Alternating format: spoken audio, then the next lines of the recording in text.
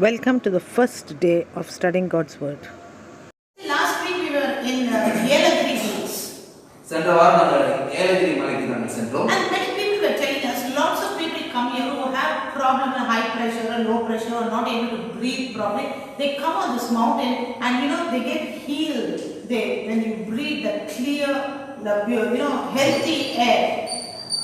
அந்த வந்து கொண்டிருக்கும்போது அந்த இருக்கிற அந்த ஏரியாவில் இருக்கிற ஜனங்க சொல்றாங்க, அநேக பேர் இந்த ஏலகிரி மலைக்கு பயணிகளாக வருகிறார்கள். சுற்றுலா பயணிகளாக வருவதற்கு சில பேர் எதுக்கு வருகிறார்கள் என்றால், அங்கு வரும் பொழுது அந்த தூய காற்று, அங்க இருக்கின்ற மூலிகைகள் கலந்த காற்றானது அவருடைய மூச்சு தொல்லைகள் அல்லது ஆஸ்மா ப்ராப்ளம் இதெல்லாம் சரியாகுதுன்னு சொல்றாங்க. Because it is not actually a tourist place like Ooty or places like that. No, it's got nothing there, just nature. But yet people flock there for its medical benefit. அது வந்து ஊட்டி கொடைக்கானல் போல ஒரு பெரிய சுற்றுலா ஸ்தலம் கிடையாது. ஆனாலும் கூட அந்த ஜனங்கள் ஏன் வருகிறார்கள் என்றால், அதன் மூலமாக அவர்கள் சரீர சுகத்தை பெறுகிறார்கள். But why all the people are not going there? ஆனா அப்படி இருக்கும் பொழுது ஏன் எல்லாரும் போல? All the people who have asthma, all the people who don't have problem, why they are not going there? Asthma இருக்கிறவங்க, மூச்சு தொல்லைகள் இருக்கவங்க, சுவாச பிரச்சனை இருக்கிற எல்லாரும் ஏன் போல? Because they don't know. தெரியாது, விஷயம் தெரியும். Nobody has told them. யாரும் அதை சொல்லல. If they tell them that, ஜனங்க அதை சொல்ல if they start advertising that, அதை அட்வர்டைஸ் பண்ண ஆரம்பிச்சா, all the companies that is making, manufacturing medicines for curing asthma and breathing problem will have to close down.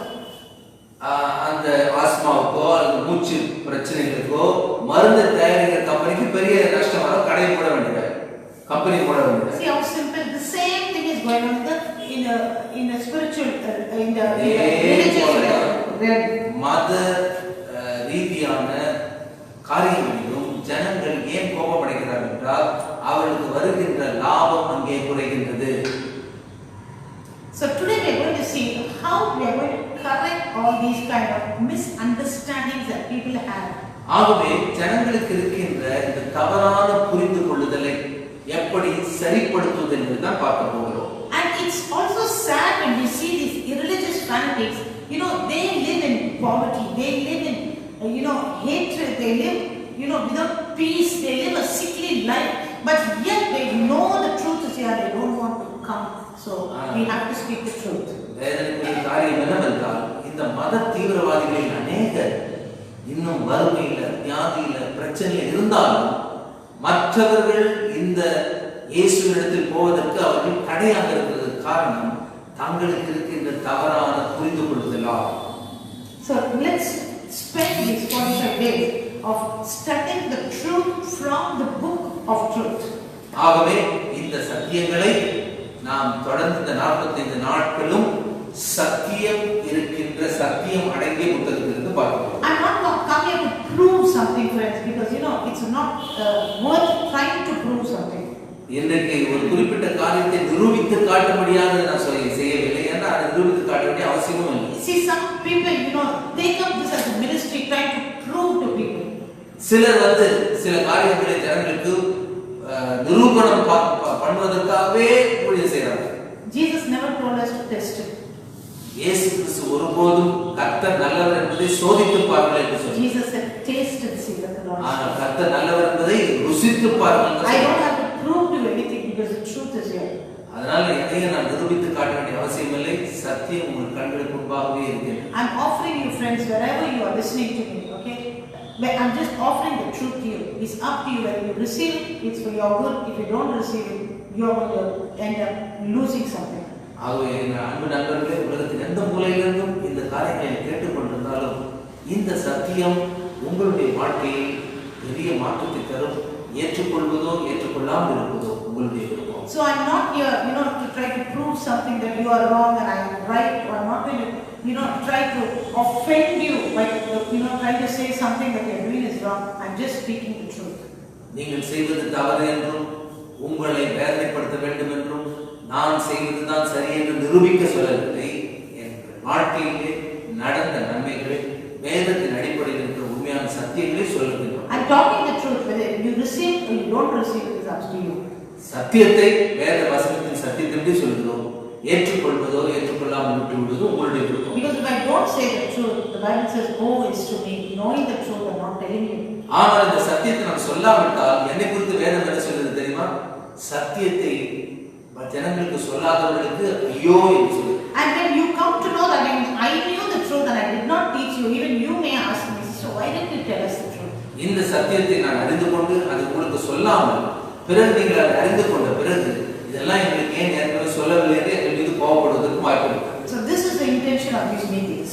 இந்த கூட்டத்தினுடைய நோக்கமே இதுதான், சத்தியத்தை ஜனங்களுக்கு தெளிவாக சொல்வது. So let's first answer this first question, what is Ash Wednesday? முதல் கேள்விக்கு இப்ப பதில் நம்ம பார்க்க போகிறோம். சாம்பல் புதன் என்றால் என்ன? Usually in a traditional Christian church, what they do is on Ash Wednesday, they will put ash on your forehead in the sign of the cross, okay, as a cross. வழக்கமாக பாரம்பரிய கிறிஸ்தவ சபைகளிலே அந்த சாம்பல் புதன் என்று சாம்பலை எடுத்து சிலுவை போன்ற ஒரு அடையாளமாக நெற்றியிலே போடுவார். And I'll tell you the history of it, how they found the date, how they found 40 days later, but I want to introduce this thing to you. So we will study it. Since we have a lot of time to study, I'm going to give you the detail of how they came across 40 days, how they came across counting it, okay, I'm telling you. தொடர்ந்து நாம் படிக்கும் பொழுது நமக்கு நேரம் இருக்கின்றபடியால் இந்த 40 நாட்கள் என்ற அந்த எண்ணிக்கை எப்படி வந்தது, ஏன் வந்தது என்பதை நாம் சரித்திரபூர்வமாக பார்க்க போகிறோம். But today we are going to see on Ash Wednesday, they put the sign of the cross. Maybe some of you would have been asked a question when you went to work. Why did you have it? That lady has it. You are also Christian. Why you don't have it on your forehead? வீட்டுக்கு வேலைக்கு செல்லும் பொழுது கிறிஸ்தவர்களாகிய நீங்கள் மற்றவங்களை பார்த்து சொன்னாங்க, அந்த கிறிஸ்தவ அம்மா, அந்த கிறிஸ்தவ சகோதரன் நெத்தியில வந்து சிலுவை அடையாளமாக சாம்பல் போட்டிருந்தாரு, நீங்க அந்த மாதிரி போடல அப்படின்னு சொல்லுவாங்க. கேட்டிருக்கலாம் அல்லது கேட்கலாம். Did anybody was anybody asked a question like that? அப்படிப்பட்ட கேள்வி யாராவது உங்ககிட்ட கேட்டாங்களா? Many people used to ask me that question. என்ன அநேகர் கேட்டிருக்காங்க. Okay, when we stand outside here, no, some non-Christian people, they say, why didn't you have service today? சில கிறிஸ்துவ அறியாத ஜனங்கள் அந்த சாம்பல் புதன் ஆராதனை மற்ற சபையில் நடக்கும்போது அந்த சபையில நடக்காததுனால ஏன் உங்க சர்ச்சில் நடக்கல அப்படின்னு சொல்லி என்ன கேட்பாங்க. You didn't put the cross on your forehead. உங்களுடைய நெத்தியில அந்த சாம்பலை நீங்க சிலுவை மாதிரி போடல அப்படின்னு என்ன கேட்பாங்க. Okay, now if you ask these church people why they have it, I can tell you that from my personal experience, because I came from a background like that. அப்படி கேள்வி கேட்டாங்கன்னா என்னால் சொல்ல முடியும். ஏனென்றால் அப்படிப்பட்ட பழக்கங்களை பின்பற்றி ஒரு சபையின் பின்னணியில் இருந்தால் நான் வருகிறேன். Okay, they use it and they say, this is to remind you that we came from ashes, we are going back to ashes. அதுல ஒரு சிலர் சொல்லுவாங்க, இது எதற்கு அடையாளம் தெரியுமா? நீ சாம்பலிலிருந்து மண்ணிலிருந்து வந்தாய், ஆகவே மண்ணுக்கே திருப்பி செல்கிறாய் என்பதற்கு அடையாளம். Another thing is the sign of ash on you is a sign of mourning. இரண்டாவது, உங்கள் நெற்றியிலே இருக்கின்ற அந்த சாம்பலின் அடையாளம் நாம் பரிதவித்து புலம்புகின்றதற்கு ஒரு அடையாளமாக இருக்கு. புலம்பலின் அடையாளம். It is not an Indian custom. அது வந்து இந்திய கலாச்சாரம். It is not an American custom. அது அமெரிக்க கலாச்சாரம் அல்ல. But according to the Old Testament, that is the Israelite people, okay, it was their custom of exhibiting their sorrow, and they would use ash, they would throw ash on themselves. ஆனால் இஸ்ரவேல் ஜனங்களிலே பழைய ஏற்பாட்டில் பார்க்கின்றோம், வேதனை அவர்களுக்கு வரும்பொழுது, அவர்களுக்கு வாழ்க்கையில் புலம்புகள் இருக்கும் பொழுது அதை வெளிப்படுத்துவதற்கு தலைமையில சாம்பலை போட்டுக்கொண்டு அந்த அழுக்கு ஆடையை அணிந்து கொண்டு சாக்கு உடையை அணிந்து கொண்டு தன்னுடைய வருத்தத்தை வெளிப்படுத்துவார். And this was picked up by many heathen people, because we've seen in the book of Jonah, when he went to Nineveh and preached there, they confessed their sin, they cried out to God, they mourned, they put ash on themselves. இதை இயேசு அறியாத புறஜாதி ஜனங்கள் கூட அவர்களை பார்த்து செய்திருக்கிறார்கள் என்று நினைக்கின்றேன். என்றால் யோனா அந்த நினைவே பட்டணத்துக்கு சென்று தேவனுடைய செய்தியை சொல்லும் பொழுது மனதிலே குற்றப்பட்டவர்கள், வேதனை அடைந்தவர்கள் தங்கள் தலையிலே சாம்பலை போட்டுக்கொண்டு புலம்ப அழ ஆரம்பித்தார்கள். So the people who tell you, see, we are putting ash on our forehead, it is because of mourning, would take some verses from this in the Bible and show it to you. இப்படி தன்னுடைய நெத்தியிலே சாம்பல் அடையாளத்தை போடுகிறவர்கள், சிலுவை அடையாளத்தை சாம்பல் வைத்து போடுகிறவர்கள் வேதத்திலிருந்து ஒரு சில இடத்துல உங்களுக்கு மேற்கொள்ளாமல் காட்டலாம். See, we are going to read from 2nd John, the second letter that John wrote. 2 யோவான், புதிய ஏற்பாட்டில் 2 யோவான். It was like this kind customs, rituals came into the church. இப்படிப்பட்ட சடங்காச்சாரங்கள் வழிபாடுகள் சபைக்குள்ளாக வந்துவிட்டது. This is John writing to the early church almost 60 years after Jesus died and resurrected and ascended. இயேசு கிறிஸ்து மரித்து உயிர்த்தெழுந்து பரமேறிய பிறகு 60 ஆண்டுகளுக்கு பிறகு இதை எழுதுகிறார். He is writing to a church that is already grown in the word, that has been received the baptism of the Holy Spirit, that has been involved in evangelism, a very good church, but something is going wrong inside that church. யாருக்கு எழுதுகிறார்கள்? இயேசுவை சொந்த இரட்சகராக ஏற்றுக்கொண்டு பரிசுத்தாவின் அபிஷேகத்தை பெற்று ஆவிக்குரிய வளர்ச்சி பெறுகின்ற அவர்களுக்குள் சில தவறான காரியங்கள் உள்ளே நுழைவதனால் அதை எழுதுகிறார். So we read from verse 4. 4ஆம் வசனம். 2 யோவான் 4ஆம் வசனம். It says, I rejoice greatly that I found some of your children walking in truth as we received commandment from the Father. பிதாவினால் நாம் பெற்ற கற்பனையின்படியே உம்முடைய பிள்ளைகளில் சிலர் சத்தியத்திலே நடக்கிறதை நான் கண்டு மிகவும் சந்தோஷப்பட்டேன். And now I plead with you, ladies, talking to the church, not as though I wrote a new commandment to you, but that which we had from the beginning, that we love one another. சபையில் இருக்கின்ற ஒரு சகோதரிக்கு இப்படி சொல்றார், இப்பொழுதும் அம்மாளே நாம் ஒருவருக்கொருவர் அன்பு கூற வேண்டும் என்று உமக்கு புதிய கற்பனையாக எழுதாமல் ஆதி முதல் நமக்கு உண்டாயிருக்கிற கற்பனையாக எழுதி உம்மை வேண்டிக் கொள்கிறேன். Friends, today I want to tell you who are watching me, even as you watch this program, don't say, oh, she's talking something against our church, she's talking something against our religious practice, and just switch it off. Just sit down and listen with love. What is going to be told to you? It's nothing wrong in us learning the truth. இதை கேட்ட உடனே ஒரு சிலருடைய மனசில் இந்த சகோதரி நம்முடைய வழக்கமாக நாம் பின்பற்றுகிற அந்த காரியங்களுக்கு விரோதமாக பேசுறாங்க, நாம் சென்று வழிபடுகிற அந்த சபைக்கு விரோதமாக பேசுறாங்க சொல்லி உடனே ஆஃப் பண்ணிட்டாங்க. கொஞ்சம் உள்ள போய் பாருங்க, புரியாமலேயே கரெக்ட் உடனே ஆஃப் பண்ணிட்டாங்க. See, knowledge is generational and ignorance is also generational. அறிவு எப்படி பாரம்பரியமாக வருகிறதோ அதே போல அறியாமையும் பாரம்பரியமாக வருது. If unless and until you know something, you cannot teach your children. Your children cannot teach their children. So that is what I am meaning by generation. ஏன் இதை பரம்பரையா வருதுன்னு சொல்லனா, ஒரு குறிப்பிட்ட சத்தியத்தை அறிந்து கொண்டு உங்க பிள்ளைகளுக்கு போதிக்கும் பொழுது தான் அவர்களுடைய குடும்பம் அப்படியே அந்த சத்தியம் அவங்களுக்கு பரவ ஆரம்பிக்கும். அதே போல தவறான போதனைகளும் நீங்கள் ஜனங்களுக்கு சொல்லும்போது பரம்பரையா தவறான போதனையை சொல்லும். I've seen some people who have cooking channels, okay, and they say this is my grandmother's dish, she taught my mother taught me. See, and so today the third or the fourth generation is able to have a channel because their great grandmother didn't have a opportunity of having a channel, a YouTube channel. They have it now. Why? Because the recipe came traditionally to them, and now the fourth, fifth generation is able to bring it out through the media. So that is what is generational knowledge. இன்னைக்கு பாத்தீங்கன்னா YouTube சொல்றோம் உங்களுடைய மொபைல்ல, அதுல அநேக channel இருக்கு. அதுல சிலர் சமையலுக்கு தனியா ஒரு சேனல், அதுல ஒரு அம்மா சொல்றாங்க இது என்னுடைய பாட்டியார் எங்க அம்மாவுக்கு கற்றுக் கொடுத்து அதுல இருந்து நான் கற்றுக்கொண்ட இந்த ஒரு குறிப்பிட்ட சமையல், இதற்கு இந்த மூல பொருட்கள் வைக்கணும்னு சொல்றாங்க. அந்த நாட்களில் அந்த பாட்டியார் இருக்கும்போது அந்த யூடியூப் சேனல் இல்லை. ஆனா அதை கற்றுக்கொண்டு இன்னைக்கு அவங்க யூடியூப்ல போட்டதுனால வருகின்ற தலைமுறைக்கு அது போய் சேரும். So the same way when you know the truth, take down notes, take down references, read the Bible for yourself, study it, and you will know the truth. அதே போல இன்றைக்கு இந்த செய்தியை கேட்டுக்கொண்டிருக்கிறவர்கள் இதை குறிப்பெடுத்துக் கொள்ளுங்கள், குறிப்பெடுத்துக் கொண்டு வீட்டில் சென்று படியுங்கள், படித்து உங்கள் பிள்ளைகளுக்கு அதை போதிக்க ஆரம்பிங்கள். Verse 6 we read. 6ஆம் வசனத்தை படிப்போம். It says this. 6ஆம் வசனம். 2 John 6. This is love, that we walk according to His commandments. நாம் அவருடைய கட்டளைகளின்படி நடப்பதே அன்பு. This is the commandment, that as you have heard from the beginning, you shall walk in it. நீங்கள் ஆதி முதல் கேட்டிருக்கிறபடி நடந்து கொள்ள வேண்டிய கற்பனை இதுவே. For many deceivers have gone out into the world who do not confess Jesus Christ as coming in the flesh. மாம்சத்தில் வந்த இயேசு கிறிஸ்துவை அறிக்கை பண்ணாத அநேக வஞ்சகர் உலகத்திலே தோன்றி இருக்கிறார்கள். He says he walk in love, keep the commandments from the beginning, and then verse 7 he says for many deceivers. So he's saying this something is happening wrong. So be careful, keep the commandment, walk according to that commandment. அன்பிலே நடங்கள், கற்பனையின்படி நடங்கள் சொல்லிட்டு அதுக்கு அப்புறம் 7ஆம் வசனம் சொல்றாரு, இப்படி உலக உலகத்திலே அநேக வஞ்சகர்கள் தோன்றி இருக்கிறார்கள். ஆகவே தொடர்ந்து அன்பிலே நடங்கள், வசனத்தை தெரிந்து கொள்ளுங்கள். Verse 8 says, look to yourselves that we do not lose those things we work for, but that we receive a full reward.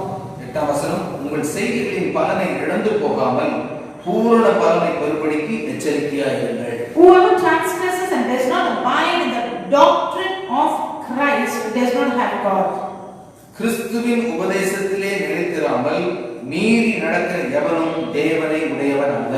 See, we have some doctrines here. The Bible teaches on some doctrine, but when we don't walk according to the Bible doctrine, we pick up some doctrines, church doctrines, or doctrines that come from outside, not from the Bible. See, and that is what we are. That is why we go astray. இங்கே நாம் பார்க்கிறோம் கிறிஸ்துவின் உபதேசம். உபதேசம் என்று சொல்லும்போது இயேசு கிறிஸ்துவின் உபதேசம். அதற்கும் சபையில் இருக்கிற உபதேசத்துக்கும் வித்தியாசம் இருக்கு.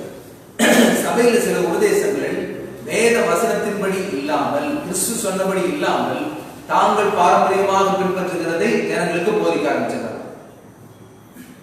The next verse we read, then I explain it to you. அடுத்த வசனத்தை உங்களுக்கு Verse 10. 10ஆம் வசனம். If anyone comes to you and does not bring this doctrine, do not receive him into your house nor greet him. 10ஆம் வசனம், ஒருவன் உங்களிடத்தில் வந்து இந்த உபதேசத்தை கொண்டு வராமல் இருந்தால் அவனை உங்கள் வீட்டிலே ஏற்றுக்கொள்ளாமலும் அவனுக்கு வாழ்த்துதல் சொல்லாமலும் இருங்கள். For he who greets him shares in his evil deeds. ஏனென்றால் அடுத்த வசனம் சொல்கிறது, அவனுக்கு வாழ்த்துதல் சொல்லுகிறவன் அவனுடைய துர்க்கிரியைகளுக்கு பங்குள்ளவனாய் இருக்கிறான். He says, I have many things to write to you, but I did not wish to do it with paper and pen. And so even I have many things to tell you. Cannot just write it, you won't read it. That is why I am recording it. I am going to put it in the YouTube so generations will see it. உங்களுக்கு எழுத வேண்டிய காரியங்கள் அநேகம் உண்டு. காகிதத்தினாலும் மெய்யினாலும் அவர்களை எழுதியாச்சு மனதில்லை, நேரமும் இல்லை. அதே போல இந்த காரியங்களை உங்களுக்கு சொல்லிவிட்டு போக விரும்பவில்லை. இதைதான் திரும்ப மீண்டும் யூடியூப்ல போட்டு ரெக்கார்ட் பண்ண போகிறோம் என்றால் தொடர்ந்து இதை நீங்கள் கேளுங்கள்.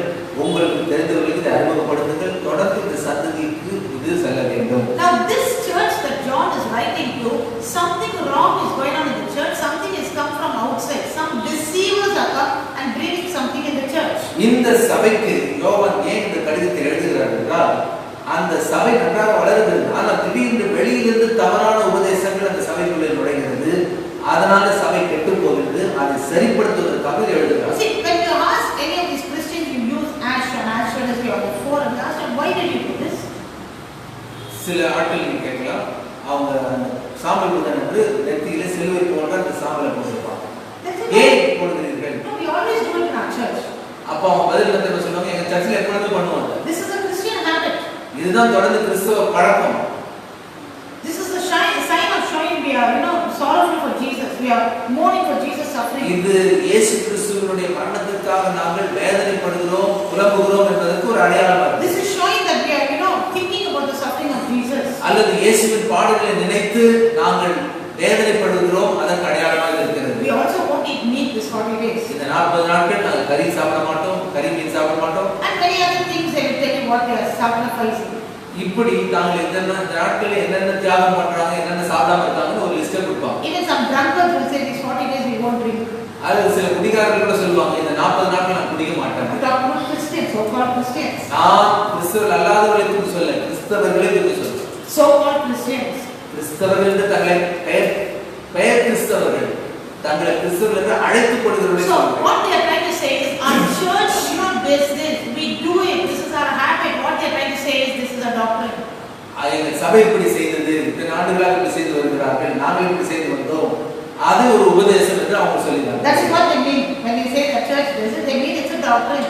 அவங்க சபை இப்படி பல ஆண்டுகளாக செய்து வந்ததுனால என்ன சொல்றாங்க, இது எங்கள் சபையின் உபதேசம் சொல்லிட்டாங்க. See, for them in the beginning, from the beginning we are doing this. இதெல்லாம் இப்போ நேத்து முந்தானத்திலேயே பாரம்பரியமா செய்து வரோம். No, from the beginning we are doing. ஆரம்பத்துல இருந்தே செய்து வரோம்னு சொல்லுவாங்க. What is their beginning?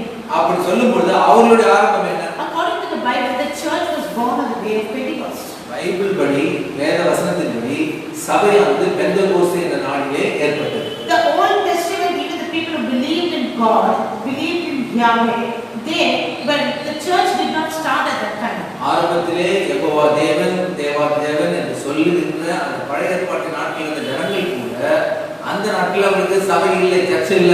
Jesus did not die as yet. அந்த நாட்களில் இயேசு கிறிஸ்து அவர் இன்னும் God மரிக்கவில்லை. did not come in flesh as yet. தேவன் மனிதனாக பூமியிலே மனுஷ ரூபத்தை கொண்டு உடலை கொண்டு வரல. God did not shed his blood as yet.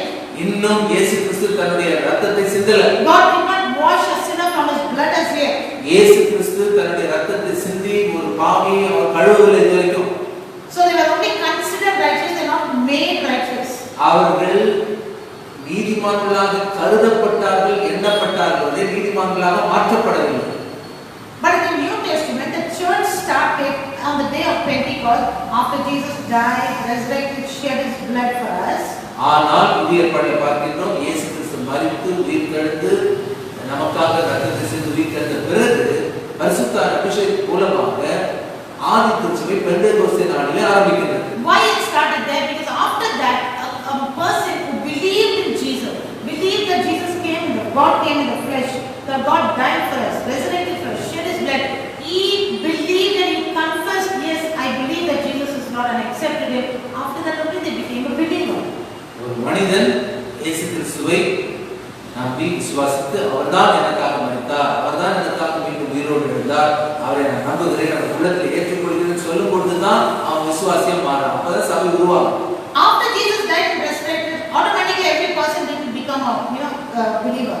இயேசு மரித்து உயிர்த்தெழுந்த உடனே அப்படியே தானாகவே எல்லாரும் விசுவாசியம் மாறாங்க. Even his disciples didn't become a believer. அவருடைய சீஷர்களே விசுவாசியம் மாறல. Even though his disciples stayed with him 3.5 years, walked with him, ate with him, listened to the truth, many of them did not believe it. இயேசு கிறிஸ்துவோடு 3 வருஷம் வாழ்ந்து அவரோடு உண்டு உறங்கிய அந்த சீஷர்களிலே அநேகர் அது நாள் வரைக்கும் அவர் விசுவாசியாக தான் இருந்தாங்க. இயேசு முழுமையாக ஏற்றுக்கொள்ளல. What does Thomas say? He says, I am not going to believe it. தோமா என்ன சொல்றாரு? இயேசு வந்தாரு சொல்லப்போம், உயிர்த்தெழுந்து வந்தார், நான் நம்ப மாட்டேன். He said, I should see him. நான் என் கண்ணில் பார்க்கணும். I must put my finger in his wounds. என்னுடைய விரல்களை அவருடைய விலாவிலே காயப்பட்ட விலாவிலே போட்டு I must put பார்க்கணும். my finger in his wounds, in his hands, in the nail mark. I must put my hand in his side where he was speared. அவருடைய விலாவிலே ஆடி கடாவிலே அந்த விலாவிலே அந்த விரலை வைத்து பார்க்கணும். அவருடைய காயங்களிலே என்னுடைய விரலை வைத்து நான் தொட்டு பார்க்கணும். And Jesus came, gave him an opportunity to see him. அதை சொன்ன பிறகு இயேசு அவரை தொட்டு பார்ப்பதற்காக மீண்டும் இன்னொரு தடவை வருகிறார். Jesus came and stood before him. அவருக்கு முன்பாக வருகிறார். Jesus said, touch me, is Thomas. தோமாவே கிட்ட வா, என்னை தொட்டு பாருன்னு சொல்றார். Thomas didn't touch him. நான் தோமா தொடல. He came in a resurrected form, in a new transformed body. இயேசு கிறிஸ்து உயிர்த்தெழுந்த பிறகு மறுரூபமாக்கப்பட்ட சரீரத்தோடு வரார். The room was closed. அறைகள் எல்லாம் மூடப்பட்டிருந்தது, ஜன்னல்கள் எல்லாம் கதவு மூடப்பட்டிருந்தது. Jesus came in. ஆனால் அதுக்கு நடுவில் இயேசு வந்தார். He did not come as a spirit. ஆவியா வரல. Listen carefully. நல்லா பாருங்க. He did not come as a spirit. ஒரு ஆவியாக அவர் வரவில்லை. And that is why he was able to say, touch my hand, touch my leg. மறுரூபமாக்கப்பட்ட சரீரத்தோடு வரார். அதான் சொல்றார், தோமாவே வா, உன்னுடைய விரலை என் விலாவிலே போடு, கையை தொட்டு பார் சொல்றார். We will be like that one day. நாம ஒரு நாள் அப்படி இருக்க போறோம். And that is our goal. அதுதான் நம்முடைய நோக்கம். That is the ending point of our life. அதுதான் நம்முடைய வாழ்க்கையின் கடைசி பகுதி. We are going to live like that with God forever and ever. தொடர்ந்து இயேசுவோடு கூட நாம் மறுரூபமாக்கப்பட்ட சரீரத்திலே வாழப் போகிறோம். Now let's come back to this early church. இப்போ ஆதி திருச்சபை என்ன sir? In the early church, when the church started, did they have a practice like this or putting ash on their forehead? அந்த ஆதி திருச்சபை பெந்தெகோஸ்தே நாளில் ஆரம்பிக்கப்பட்ட அந்த ஆதி திருச்சபையில இது மாதிரி சாம்பல் புதன் என்ற ஒரு நாள் இருந்துச்சா? சாம்பல் எடுத்து நெத்தியில அவங்க பூசினாங்களா? Did they ever celebrate a thing called Ash Wednesday? அந்த சாம்பல் புதன் என்ற ஒரு நாளை கொண்டாடினாங்களா? Check it out and see. Bible எடுத்து செக் பண்ணி பாருங்க. If it is there, then it is a doctrine of the church. அப்படி இருந்தால் அது உண்மையாகவே சபையின் போதனை. Even today when we were having fasting and prayer, every time I gave them a prayer point, I took a Bible verse and I proved this is a thing that we can pray. God says pray for it. இன்னைக்கு வெளிக்கிழமை நமக்கு உபவாச ஜெபம். ஒரு வசனத்தை எடுத்து அதை விளக்கி சொல்லி இதை நாம் கைக்கொள்ள முடியும் என்று நமக்காக எழுதப்பட்டது சொல்றாங்க. Every time I gave them a prayer request, I proved to them, I told them, even a prayer request, find out if this particular thing can be prayed or is it unnecessary, because many things that we pray is unnecessary. ஜெப குறிப்புகள் என்று வரும்பொழுது கூட சில சில காரியங்களை நாம் ஜெபிக்கும் பொழுது ஜனங்களுக்கு சொல்வது என்றால் இந்த ஜெப குறிப்பு நாம பண்ண முடியும் என்றால் வேத வசனத்தின் அடிப்படையில் இருக்கின்றது. Can we pray for this? இதற்காக ஜெபிக்க முடியுமா? Should we pray for it? இதற்காக நாம் ஜெபிக்கலாமா? And then I showed them the verses. அதுக்கு பிறகு ஜெபிக்கலாம் என்பதற்காக வசனங்களை சொல்லுகிறேன். And we found verses where it says pray for the leaders of the church, because Paul says please pray for me that boldness to go and preach the gospel. Pavul கூட சொல்றாரு, நான் சுவிசேஷத்தை அறிவிப்பதற்கு திறந்த வாசல் தேவன் எனக்கு தரும்படியாக எனக்காக நீங்கள் ஜெபியுங்கள். அப்ப சில குறிப்புகள் ஜெப குறிப்பா இருந்தா கூட வேத வசனத்தின்படி அதுக்காக ஜெபிக்கலாமான்னு தெரிஞ்சுக்கிட்டு ஜெப குறிப்பு சொல்லுங்க. Because many prayers, one particular person, I told them that example morning, one particular person said, sister, my son is going for exam, please pray. The invigilator must be in a good mood. The invigilator should not see what's happening in the hall. Just please pray. Can I pray this request? ஒரு சகோதரன் இந்த மாதிரி வந்து கேட்டார், என் பையன் வந்து exam எழுத போறான், அந்த எக்ஸாமுக்கு வரக்கூடிய அந்த எக்ஸாமினர் அந்த கண்காணிப்பாளருக்கு நல்ல மூடு இருக்கணும், அவரு அந்த நடக்கிறதெல்லாம் கவனிக்காம கண்டுக்காம விட்டுடணும், அதுக்காக ஜெபம் பண்ணணும். Can I pray for this? அதுக்காக ஜெபம் பண்ணலாமா? What is she trying to tell me indirectly? என்ன மறைமுகமா என்ன சொல்றாங்க தெரியுமா? Please pray my son must copy and not get caught. என்ன சொல்றான்னா, என் பையன் மாட்டாம காப்பி அடிக்கிறதுக்கு ஜெபம் பண்ணணும். Can I pray? ஜெபம் பண்ணலாமா? See, this is what I'm trying to say. See, even some prayer requests you should see whether it is in line with God's word. ஆகவேதான் ஜெப குறிப்புகள் கூட சொன்னாலும் அது வேத வசனத்தின் அடிப்படையில் இருக்குதான் ஆராய்ந்து பார்த்து உறுதிப்படுத்தி கொண்டு ஜெபிக்கணும். So when they say this from the beginning in our church, they say it's a doctrine, but in the Bible it's not there. That means it's not a church doctrine. ஆகவே ஒரு Bible doctrine. ஆகவே ஒரு குறிப்பிட்ட நபர்கள் தொடர்ந்து ஒரு குறிப்பிட்ட காரியத்தை எங்க சபையில் செய்யறாங்க, அதனால வேத வசனத்தின் போதனை வேத வசனத்தின் போதனை இல்ல, சபையின் போதனை. It's a church doctrine. அது சபையின் போதனை. Somewhere in the middle it was picked up. ஆதியில அது கிடையாது, நடுவுல எங்கேயோ வந்துச்சு, உள்ள புகுந்துச்சு. And they want to see where that is in history.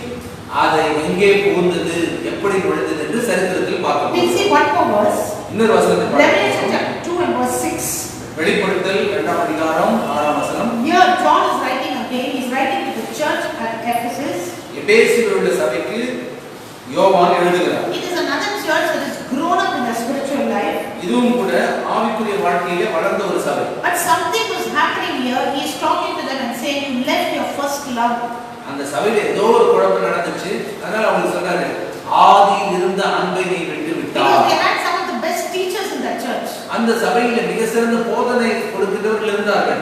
Paul visited that church. Pavul அந்த சபையை பார்த்திருக்கிறாரு. Timothy was a pastor in that church. அந்த சபையில தீமோத்தேயு போதகராக இருந்தார். Now the apostle John is a pastor in that church. இப்பொழுது அப்போஸ்தலனாகிய யோவான் அங்கே போதிக்கின்றார், And போதகராக இருக்கிறார். yet they were not growing up in the spiritual life. Something was hindering them. ஆனாலும் இந்த சபை வளரல, ஏன்னா ஏதோ ஒன்று தடையா இருக்கு. Verse 6 we see. 6ஆம் வசனத்தை படிக்கிறோம். It says, but this you had, that you hate the deeds of the Nicolaitans, which I also hate. நான் வெறுக்கிற நிக்கோலாய் மதஸ்தரின் கிரியைகளை நீயும் வெறுக்கிறாய், இது உன்னிடத்தில் உண்டு. What is this Nicolaitans? We'll see. இந்த நிக்கோலாய் மதஸ்தரின் கிரியை என்றால் என்ன என்பதை பார்ப்போம். We'll see the next church that he's writing to. அடுத்த சபைக்கு எழுதுறாரு, அதை பார்ப்போம். He's writing to the church at Smyrna, verse 8 that is. 8ஆம் வசனத்தில் பார்க்கிறோம், சிமிர்னா என்ற சபைக்கு அதை எழுதுகிறார். And it says, do not fear any of verse 10. Do not fear any of these things which are about to suffer. Indeed, the devil is about to throw some of you. He goes on there. 10ஆம் வசனத்தில் பார்க்கிறோம், நீ படப்போகின்ற பாடுகளை குறித்து எவ்வளவு பேர் பயப்படாது, இதோ நீங்கள் சோதிக்கப்படும் பொருட்டாக பிசாசான உங்களில் சிறை காவலில் போடுவார் என்று அப்படியே தொடர்ந்து வருகிறார். And he says in verse 13, he says the Satan is dwelling there. 13ஆம் வசனத்துல சாத்தான் அங்கே குடியிருக்கிறான். And then verse 15. 15ஆம் வசனத்தை Okay, பார்க்கிறோம். this is a place where actually they had a idol temple where they used to worship the devil. இந்த இடத்துல விக்கிரகம் இருக்கின்ற அந்த அந்த கோயில்ல சாத்தானே வணங்குறாங்க. Okay, see the next church, Pergamos church. They had a big temple where incense was offered day and night continuously in the temple for Satan. பெர்கமு என்ற சபையை பார்க்கிறோம். அவர்கள் இரவும் பகலும் நெருப்பு கொளுத்தி வச்சு ஆராய்ச்சினா இருக்காங்க. யாருக்காக? சாத்தானுக்காக. Okay, verse 15 we read. 15ஆம் வசனம். He says that you also have those who hold the doctrine of the Nicolaitans, which thing I hate. Tamil 15 அப்படியே நிக்கோலாய் மதஸ்தருடைய போதகத்தை கை கொள்கிறவர்கள் உன்னிடத்தில் உண்டு, அதை நான் வெறுக்கிறேன். We don't know what is the doctrine of Nicolaitans.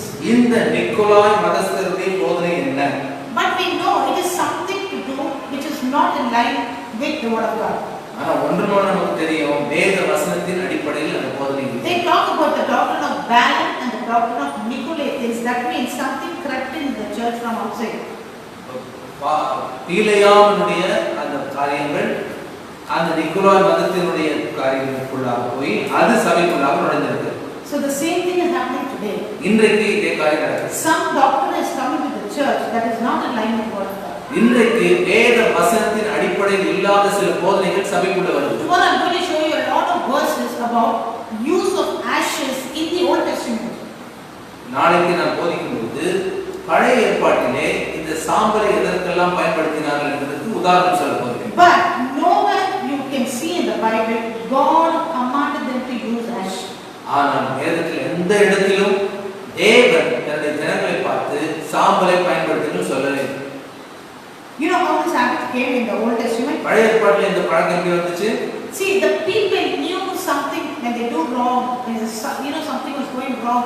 They felt that they are far away to God, so they wanted to have a connection back to God, to show their repentance to God, and they brought about it was a manly practice that they brought about. It was not in the law. மனிதர்கள் கடவுளுக்கு விரோதமாக தாங்கள் பாவம் செய்து விட்டோம் என்ற ஒரு உணர்வு வரும்போது அதை மனம் திரும்புதலுக்கு ஒரு அடையாளமாக சாம்பல் எடுத்து போட்டுக் கொண்டார்களே தவிர இது கடவுளுடைய போதனை இல்லை, இது மனிதனுடைய செயல்பாடு. From Genesis to Revelation, you don't find anywhere where God commanded them to use ash as a sign of repentance. ஆனால் ஆதியாகமத்திலிருந்து வெளிப்படுத்தல் வரை மனம் திரும்புதலுக்கு ஒரு அடையாளமாக சாம்பலை போடு என்று ஆண்டவர் யாருக்கே சொல்லு. It was an idea that came up, man brought up an idea.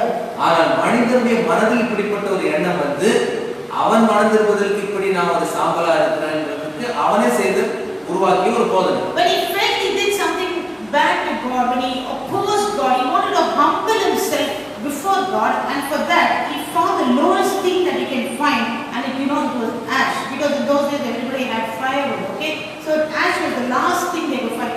Just take it and throw it அவன் away. தேவனுக்கு பாவம் செய்த பொழுது தன்னுடைய பாவத்துக்கு மனம் திரும்புதலை வெளிப்படுத்துவதற்கு தான் ஒரு கீழான நிலையில் இருக்கிறேன் என்பதை வெளிப்படுத்துவதற்கு கீழான நிலையில எல்லாம் எரிஞ்சு போய் சாம்பலா இருக்கின்ற அந்த சாம்பல் எடுத்து போட்டு They would throw it, not put a stylishly across. ஆனா கிராஸ் மாதிரி நெத்தில வந்து ஸ்டைலா போடுறது இல்லை, எடுத்து அப்படியே மொத்தமா தலையில இருந்து வாரி பத்திக்குவோம். Even if the priest is putting a cross on your head with ash, if it falls on your nose or something, we wipe it off carefully. Okay. ஒருவேளை மத போதகரே அல்லது குருவானவரே அந்த அந்த சடங்காச்சார சபைகளிலே அவரே எடுத்து அந்த சாம்பல் எடுத்து நெத்தியில போடும்போது அது கொஞ்சம் கீழே உள்ள மூக்குல எல்லாம் வந்து நீங்க தொடச்சிடணும். If it falls on your lipstick, wipe it off because it's kept up for stylish. ஆனா லிப்ஸ்டிக்ல அங்க வாயில அங்க இதெல்லாம் வந்து நம்மளே தொடச்சிடணும். ஏனென்றால் நாம் போடுகிற சிலுவை ஒரு ஸ்டைல்ல போட்ட சிலுவை தவிர உண்மையான அர்த்தமற்ற சிலுவை. It shows I'm so religious. அது ஜனங்களுக்கு என்ன காட்டுது, நான் ஒரு மதத்தை பின்பற்றுகிற ஒரு உண்மையான கிறிஸ்தவன். And we go telling everybody, see 40 days I'm going to do this, 40 days I'm going to fast, 40 days I'm going to do this. அது மூலமா ஜனங்களுக்கு நம்ம என்ன சொல்றோம், உறவினர்களுக்கு மற்றவர்களுக்கு 40 நாட்கள். Israelites, you should take ash and just throw it on yourself and walk around with it. ஆனா உண்மையாகவே மனம் திரும்புதல் இருந்து இஸ்ரவேல் ஜனங்களைப் போலவே நீங்களும் மனம் திரும்பணும்னா அழகா ஸ்டைல்ல ஒரு சிலுவை நெத்தியில ஒரு சிலுவை போடக்கூடாது. எல்லா சாம்பல கைப்பிடி அளவு எடுத்து அப்படியே தலைமையில கொட்டிக்கணும். And even in Israel, after a period of time, mourning itself became a profession. இஸ்ரவேல் ஜனங்களுக்கு ஒரு குறிப்பிட்ட கால அளவுக்கு பிறகு அதுவே ஒரு பழக்கமாக ஒரு தொழிலாகவே மாறிவிட்டது. They became such good actors, the Israelite people, even in mourning, that they hired people. இஸ்ரவேல் ஜனங்கள் தாங்கள் செய்கிற காரியங்களை அவ்வளவு தொழில் ரீதியாக எப்படி செய்கிறாங்கன்னா அதை புலம்புவதற்கு சில ஆட்களை வாடகைக்கு எடுப்பாங்க. Amos chapter 5 and verse 16. Amos 5:16. Therefore the Lord of hosts, the Lord says this, there shall be wailing in all streets, and they shall say in all the highways, alas, alas. They shall call them farmer to mourning, and a skillful lamenters to wailing. Amos 5 and verse 16 says. Amos 5ஆம் அதிகாரம் 16ஆம் வசனம். அதனால் 1022 பக்கம் 16ஆம் வசனம். அதனால் ஆண்டவரும் சேனைகளின் தேவனுமாகிய கர்த்தர் சொல்லுகிறது என்னவென்றால், எல்லா தெருக்களிலும் புலம்பல் உண்டாகும், எல்லா வீதிகளிலும் ஐயோ ஐயோ என்று ஓலமிடுவார்கள். பயிர்களுடைய துக்கம் கொண்டாடுகிறதற்கும் ஒப்பாரி பாட அறிந்தவர்களை புலம்புகிறதற்கும் வரவழைப்பார்கள். I heard mourners, see that. இங்க பாருங்க, ஒப்பாரி பாட அறிந்தவர்களை புலம்புகிறதற்கு வரவழைப்பார்கள். They will pay them. அவர்களுக்கு காசு கொடுத்து வரவழைப்பார்கள். That is happening today. இன்றைக்கு அப்படி காரியங்கள் நடக்குது. See, even in our funerals it's happening today. நம்முடைய ஒரு சில Now when a person dies in our house, ஒரு ஆள் வந்து செத்த பிறகு அந்த அடக்க ஆராதனைகளிலே அல்லது அந்த பாடை எடுத்து போகும்போது அந்த மாதிரி அழுவதை நம்ம பார்க்கிறோம். we are putting speakers, somebody singing that song of wailing. ஒரு பாடல் வச்சு சில எடுத்து போறாங்க. அதாவது பாட்டு பாடினே கூட எடுத்து போறாங்க, ரெக்கார்ட் பண்ணி வச்சு எடுத்து போறாங்க. Friends, this is what is happening today. இதுதான் இந்த உலகத்தில் நடக்கிறது. So today is first day of our teaching. We have seen, okay, the first step of it, okay, and we are going to continue every evening 7:30 to 8:30 மூன்றாவது நாளிலே evening. நான் போதித்தது முதல் காரியம். ஒவ்வொரு நாளும் நாளை முதல் 7:30 மணியிலிருந்து 8:30 மணி வரைக்கும் இந்த போதனை. Even if you are watching me from your houses, please take your Bibles, take your notes, take your pen, and write out those verses and study it. ஒருவேளை நீங்க வீட்டில் இருந்து வேற எங்கேயாவது இருந்திருந்தா கூட வேதாகமத்தை எடுத்து வைத்துக் கொண்டு நோட் புத்தகத்தை வச்சு அதை குறிப்பெடுத்துக் கொண்டு திரும்பவும் அதை படிங்க. So let's join together and let's study. ஒன்று சேர்வோம், ஒன்று சேர்ந்து நாம் படிப்போம், நம்முடைய தெளிவை பெற்றுக்கொள்வோம். God bless you. கர்த்தருடைய ஆசீர்வாதம். நன்றி.